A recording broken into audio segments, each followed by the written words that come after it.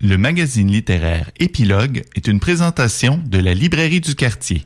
Merci à ce précieux partenaire et à leur équipe de libraires. Vos prochaines lectures vous attendent au 1120 Avenue Cartier. Voilà, vous êtes toujours à l'écoute du magazine littéraire Épilogue, ce magazine où on passe de Pink Floyd à Martine Sinclair dans la même émission. Et Martine Sinclair nous amène vers Claire, cette fois-ci. Le gendre, donc, ce désir me point chez Léméac, dont nous parle Julie Collin. Est-ce qu'il y a un lien avec cette chanson?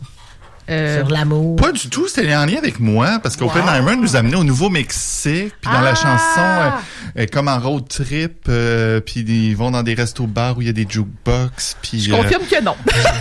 Moi, j'ai trop de poésie dans ma tête, mais il y en a pas dans ton livre. C'est beau, Julie. Non, il n'y a pas de road trip de Nouveau-Mexique et tout ça, mais il y a plein d'autres choses là-dedans. Donc, en fait, on va essayer de définir ce livre-là déjà. J'aurais tendance à dire que c'est un essai autobiographique, parce que c'est à la fois très documenté, pas trop documenté, mais quand même bien documenté. Et en même temps, il y a du Claire Legendre en Titi là-dedans. Là. Elle s'en cache pas du tout. Là. Il y a pas de... il y a probablement des choses peut-être qui sont un peu modifiées, mais globalement, on peut s'entendre que la voix qui est nommée, c'est la voix de Claire Legendre dans ce livre-là. Qui est-elle? C'est une professeure de création littéraire à l'Université de Montréal depuis 2011. Elle est originaire de Nice. En France, elle habite au Québec depuis 2011. Donc, elle est venue ici pour son travail.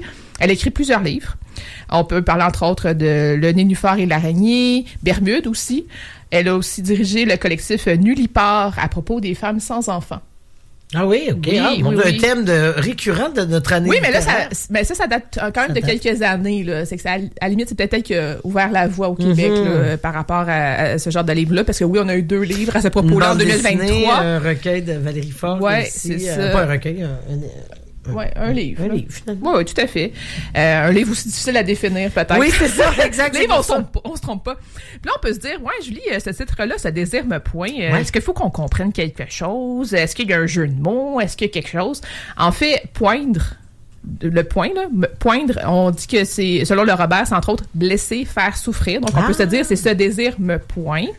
C'est aussi inspiré d'un vers d'un auteur des années 1500, là. C'est que c'est... C'est un petit peu du vieux français. Oui, en fait, c'est pas dans ce contexte-là que le livre, que le vers a été écrit, là, vraiment pas, mais probablement qu'elle a vu ce vers-là éventuellement dans sa carrière de littéraire, puis que ça lui est revenu. Donc, bref, c'est ce désir qui me fait souffrir. Elle a été célibataire pendant 10 ans. De 2010 à 2020, elle a rencontré quelqu'un avec qui elle est toujours en couple en 2020, au début de la pandémie. Et elle parle, entre autres, de la souffrance de ne pas être désirée. C'est entre autres ça, c'est pas que ça, mais entre autres ça. J'imagine que tu es déjà familière avec le terme incel.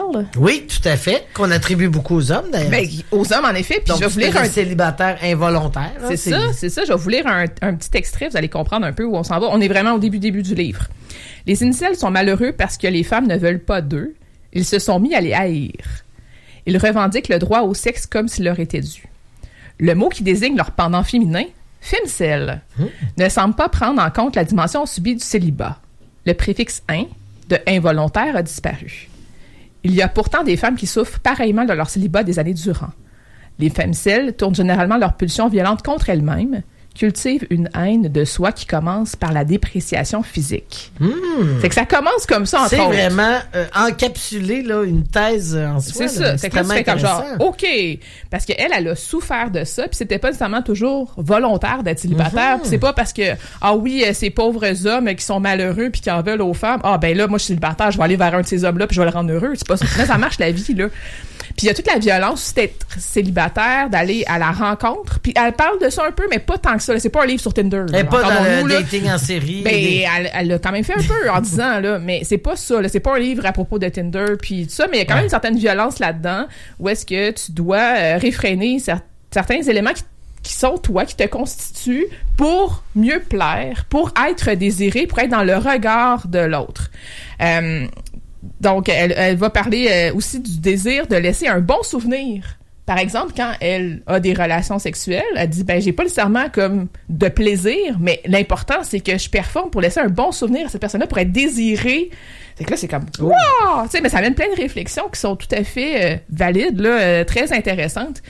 Puis je disais tantôt qu'elle est française, il y a un principe aussi qu'en France existe très peu, qu'ici on a beaucoup, c'est les fréquentations. Ah oui? Ben oui, là-bas ça fréquente pas, on sort ensemble, on sort pas ensemble, on niaise pas avec la POC. Puis je vais vous lire un autre extrait. Depuis que j'habite en Amérique du Nord, je tente de m'accoutumer aux usages d'ici qui ne seront jamais tout à fait les miens. Comment me comporter durant la période de fréquentation? Sas de désengagement au début de la relation comme un contrat à l'essai qui n'exige pas d'exclusivité et qui peut durer plusieurs mois. Ce pacte de non-romantisme initial est censé se résoudre en un talk.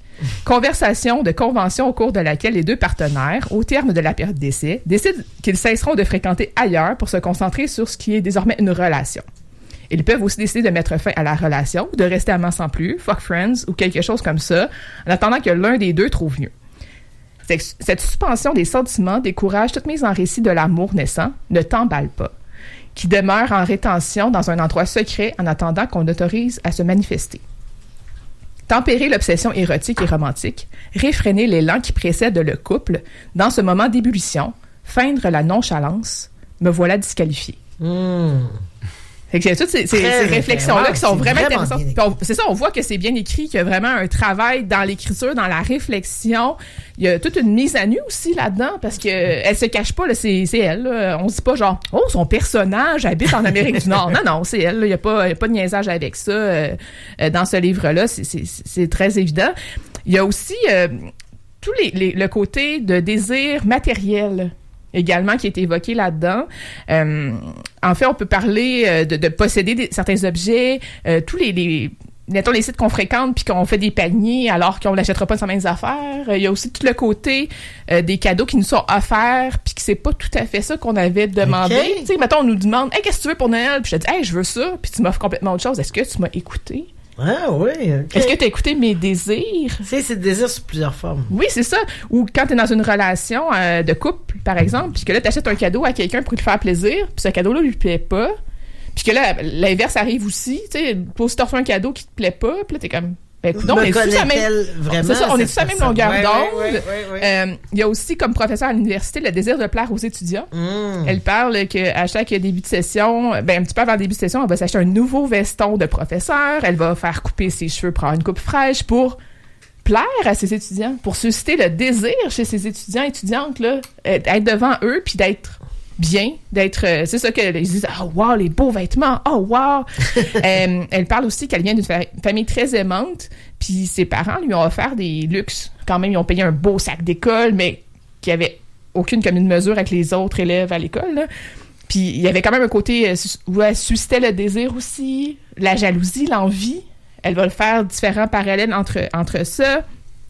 Elle parle aussi du premier homme qui a été source de désir pour elle, alors qu'elle a 11 ans et qu'il en a 27. Oups. Rassurez-vous, il n'y a pas eu de passage à l'acte ici, là, mais le désir était là, puis ça la tenait éveillée. Elle réfléchissait à ça, elle rêvait à ça de jour comme de nuit.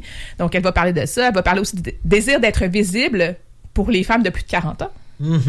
Parce qu'après 40 ans, tu l'es comme pas mal moins déjà. Et elle a rencontré l'amour juste après ses 40 ans. Ah, OK. Donc, beau hasard.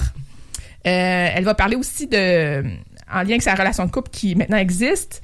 Elle va parler du désir, des moments de désir dans leur relation de couple.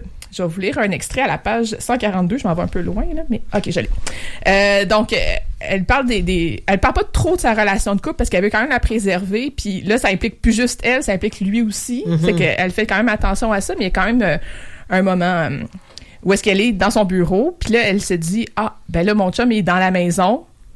Si je vais le provoquer, ce désir, parce qu'elle a le désir en ce moment-là, elle dit, si je vais le provoquer, ce désir, aura-t-il autant de valeur que s'il vient à moi sans que j'ai rien fait pour le déclencher? J'attends que ton désir surgisse, et comme il tarde, je m'accuse d'encore me complaire dans la torture de l'attente. Si je t'attends trop longtemps, je sais que je t'en voudrais. Ça m'est arrivé il y a longtemps avec un autre, tandis que j'ambitionnais de construire un amour parfait. À force de laisser venir son désir, de l'attendre patiemment, je finissais par le détester. Et lorsqu'enfin son désir se manifestait, le mien avait reflué, amer, tout sec d'avoir été si longtemps contenu. J'ai rejoué cette scène jusqu'à l'épuisement. C'était au tout début du 21e siècle. J'avais l'énergie de mes 20 ans pour endurer le malheur. Et toute une mythologie de tempérance léguée par ma mère et mes grands-mères. C'est que ça va à toutes sortes d'endroits. C'est vraiment super intéressant comme livre. C'est 3 extraits là, qui vont vraiment dans... Oh oui, puis là, ça dit, mais maintenant que mon désir d'être en couple, puis elle est quand même heureuse depuis 3-4 ans là, maintenant, elle dit maintenant que mon désir dans le couple est assouvi, ben où je vais aller avec l'écriture aussi? Parce que ça remet en question qu'est-ce qu'elle va faire à l'avenir. Elle ne veut pas aborder nécessairement cette relation-là plus qu'il faut. Fait que là, elle se dit, peut-être que le prochain livre, ça va être un roman, justement. Peut-être que je vais aller complètement ailleurs. Tu sais, quand les désirs sont assouvis, est-ce qu'il te reste encore quelque chose à écrire? Il y a plein de réflexions comme ça. C'est assez riche comme livre. Sujet, quand même. Même pas à peu près 150 pages dans ce tout petit livre. Ouais, beaucoup de contenu. Très intriguant, intéressant. Claire Legendre, ce désir me pointe chez Léméac. Merci beaucoup, Julie, de nous en avoir parlé.